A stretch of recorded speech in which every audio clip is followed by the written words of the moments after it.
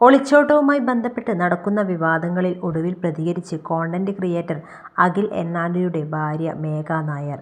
കുറച്ച് ദിവസം മുമ്പാണ് അഖിലുമായുള്ള 2 വർഷത്തെ ദാമ്പത്യം അവസാനിപ്പിച്ച് മേഘ ബസ് ജീവനക്കാരനായ അനൂപിനൊപ്പം ഇറങ്ങിപ്പോയത്.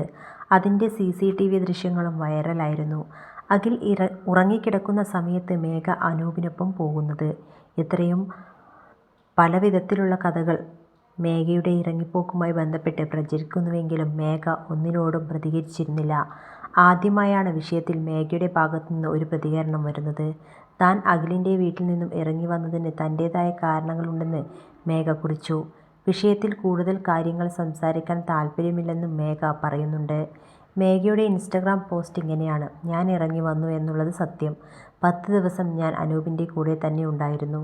ഇതിൻ്റെ ഇടയ്ക്ക് ഞാൻ അച്ഛനെ കാണാൻ വീട്ടിൽ പോയി. അപ്പോൾ എടുത്ത ഫോട്ടോയാണ് ഞാൻ പോസ്റ്റ് ചെയ്തത്. തിരികെ ഞാൻ ഒരു ദിവസം കഴിഞ്ഞപ്പോൾ അനൂപിൻ്റെ വീട്ടിൽ തിരിച്ചു വന്നു. ഇപ്പോഴും ഞാൻ അവിടെ തന്നെയുണ്ട്. ഒരാളുടെ കൂടെ ഇറങ്ങി വന്നത് കളഞ്ഞിട്ട് പോകാൻ വേണ്ടിയല്ല. ഞാൻ അവിടുന്ന് ഇറങ്ങി വന്നത് എൻ്റേതായ കാരണങ്ങളുണ്ട്.